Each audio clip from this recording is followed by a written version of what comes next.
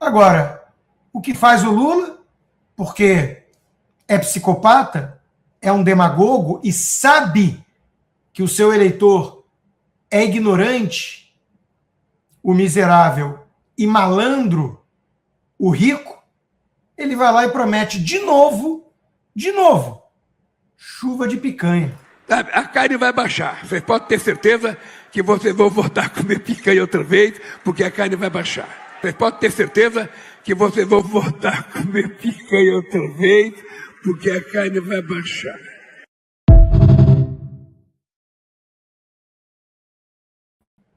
Isso é de um sadismo, né? Ele está fazendo troça, nem ele mesmo não consegue se segurar, ele ri ao prometer picanha de novo para o povo que está o quê? Esperando. A campanha do Lula fala em mudança. Em mudança. Agora vai. Os caras estão há 18 anos no poder. O Lula está disputando o seu 4º mandato, sendo que teve mais 1,5 da Dilma. E a campanha da Dilma dizia: Lula é Dilma, Dilma é Lula. E esse cara está falando em mudança. É de uma cara de pau, mas tem gente que acredita. Do pobre miserável nordestino até um dos maiores gestores do Brasil. Um dos maiores economistas, ex-presidente do Banco Central, que é o Arminio. Uma das maiores empresárias, já foi. A empresa foi dizimada, repito. É pouco castigo, né? Para essa gente. Aí, claro, temos a questão econômica, em frangalhos, todo mundo ferrado, do pobre ao rico. E temos o caso Lulinha. Os escândalos de corrupção voltaram com tudo para as páginas de política. Só se fala de escândalo. Negociação ligada a contrato enviado a ex-chefe de gabinete do Lula, o Marcola do Lula, previa a venda de 1,2 milhão de frascos de canabidiol por 626 milhões de reais. O lobista Lula, com a sua amiga, cúmplice, sócia, amante, Roberta Luxinger, e o amigo do peito Fefe, Fernando Bittar, estavam operando para entubar sem licitação isso no Ministério da Saúde. Canabidiol, claro, vem da cannabis, né, da planta da maconha, e não é coincidência que o consórcio Nordeste, operado pela turma do PT, chegou a gastar quase 50 milhões de reais para comprar respiradores na pandemia que nunca chegaram. E qual era o nome da empresa? Hempcare. Hemp quer dizer maconha. Um dos envolvidos alegou que não sabia inglês. Era uma empresa de fachada, que tinha surgido há menos de um ano, nunca tinha feito nenhum invoice, não tinha nenhuma venda, não tinha nenhuma experiência com equipamento de saúde. Quer dizer, essa turma está roubando o Brasil aos borbotões, 1 milhão para cá, 10 milhões para lá, 50 milhões, bilhão daqui a pouco, que a gente entende o que eles diziam quando o Brasil voltou. É isso. O Brasil voltou a encher os cofres de vagabundo, de corrupto, de safado, de gente que pensa em roubar de velhinhos e ir para a Suíça, como o próprio Lulinha nas mensagens trocadas com a Roberta, que dizia: quero 100 milhões de reais nesse ano, fazendo costuras políticas. Segundo ela, Lula teria oferecido qualquer cargo no governo. Imagina uma mulher dessas ministra. Bom, tivemos coisa parecida ou pior, temos. Mas ela não quis, porque ela preferia atuar como empresária, ou seja, lobista, ganha mais, né?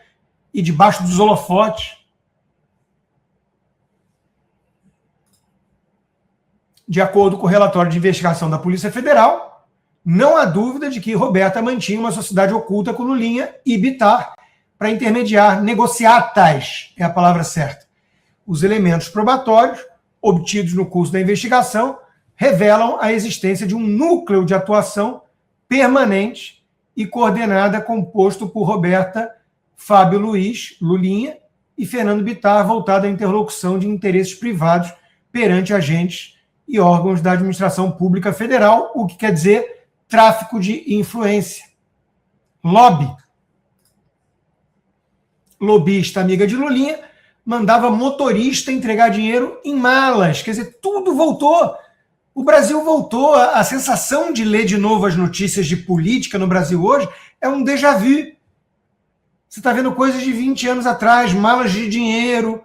O mesmo Fernando Bittar, que era o laranja, dono do sítio de Atibaia, que o Lula tinha lá com uns pedalinhos com os nomes dos netos.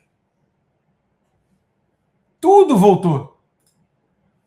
O Lulinha ou é o melhor filho do mundo, ou, obviamente, lobista que faz tráfico de influência desde o início do governo do pai, lá em 2003. Lulinha visitou o Planalto 18 vezes. Quer dizer, vai sentir saudade do papai assim? Lá na China, né? As coincidências, entre aspas, não param, né? A casa usada por Lulinha em Brasília foi alugada pelo dentista, que disse à época, na Operação Lava Jato, que morava no sítio de Atibaia. Lembrando que Lula foi condenado por corrupção por conta do sítio de Atibaia e do triplex. A lobista Roberta Luxinger pagou cartão de crédito, 100 mil reais, e carro do ex-chefe de gabinete do Lula, o Marcola do Lula. O Marcola do PCC, pelo visto, mantém diálogos cabulosos com o PT. Mas o Marcola do Lula era o cara que filtrava toda a comunicação do presidente. Estava ali do lado. Ou seja, a crise do Lulinha, do INSS, 8 bilhões desviados de velhinho, tudo isso chegou dentro da casa do Lula e do gabinete do Lula. Até quando o Lula vai fingir que não tem nada com isso? Daqui a pouco ele vai dizer que o Lulinha é filho do Bolsonaro, né? É só o que falta.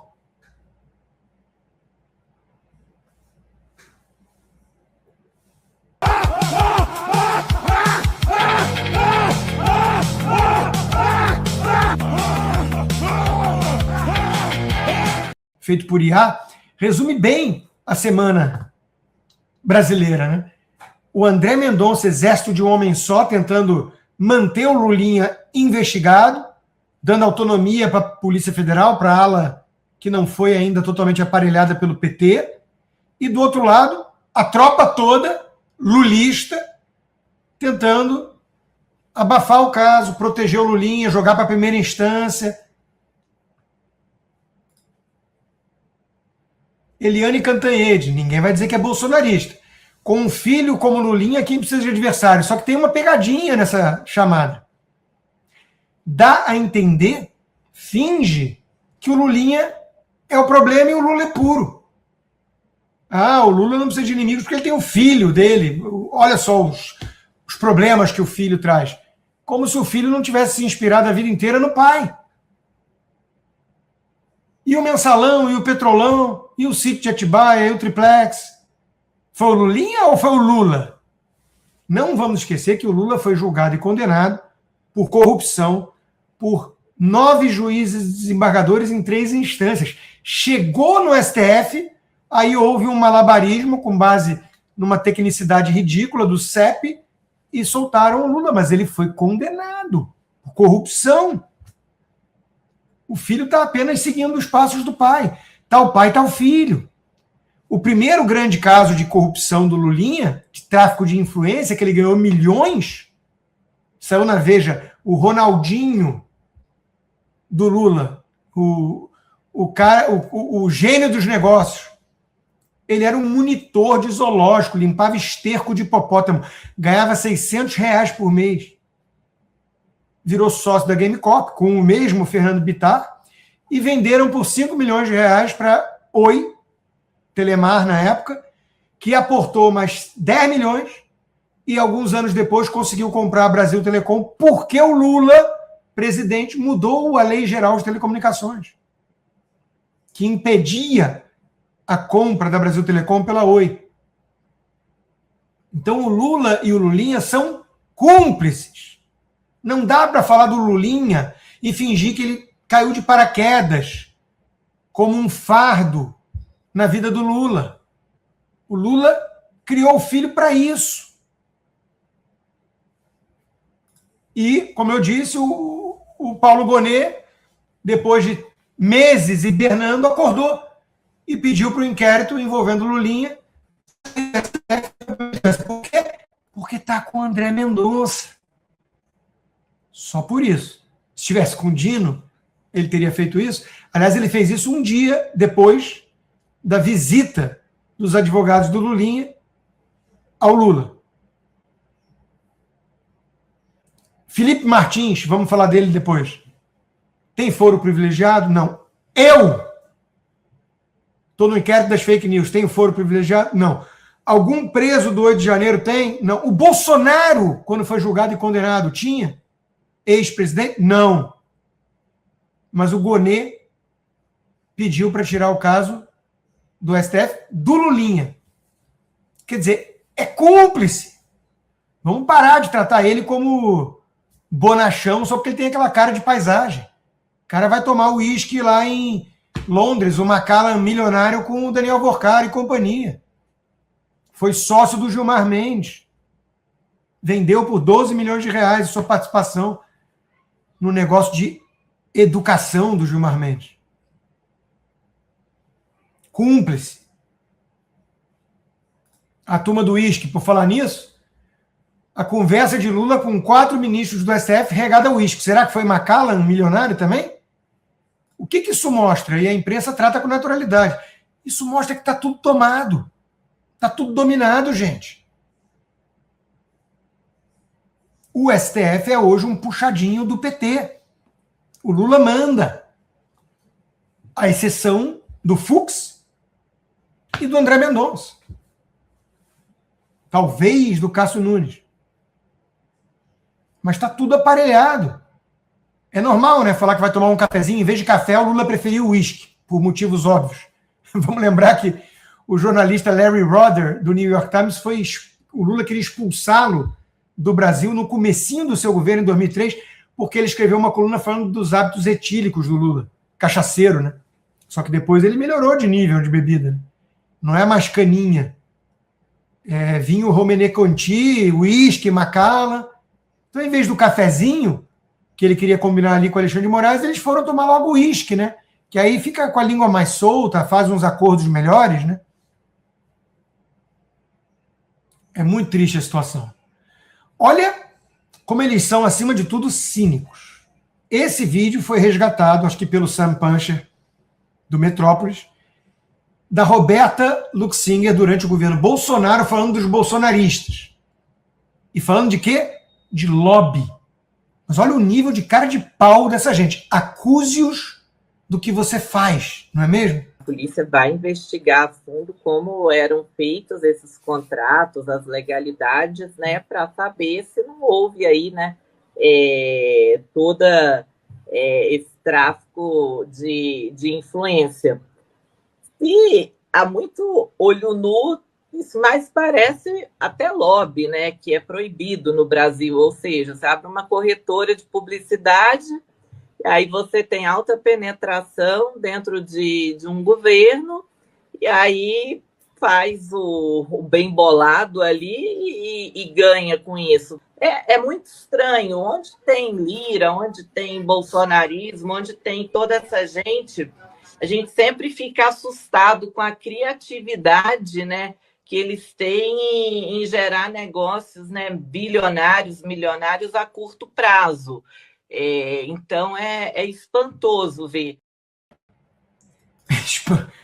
Espantoso é ver a sua cara de pau, minha senhora. Mas vai ser cínica assim lá em Cuba.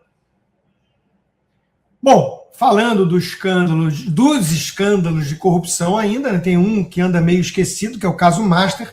A gente vai falar disso já já. Mas olha aqui, a Folha de São Paulo, né, jornal de esquerda, falando, inexiste boa solução que mantenha o BRB estatal. Gente, eu sei que tem uma ala nova aí da direita, né, que é contra privatizações agora. Vai entender, né? A direita sempre defendeu o livre mercado e não quer Estado empresário. Mas vamos lá. quem tem um pouco mais de idade, lembra, né? Banerj, Banrisul, Banespa. Por que diabos o Distrito Federal precisa ter um banco? É óbvio que o BRB ia se meter em confusão cedo ou tarde. O mecanismo de incentivos é totalmente inadequado. E está aí em rombo de quase 50 bilhões. É óbvio que tem que privatizar ou fechar. Acabou. Distrito Federal e Estado nenhum tem que ter banco. Elementar. Ter que falar isso para a gente da direita é desanimador.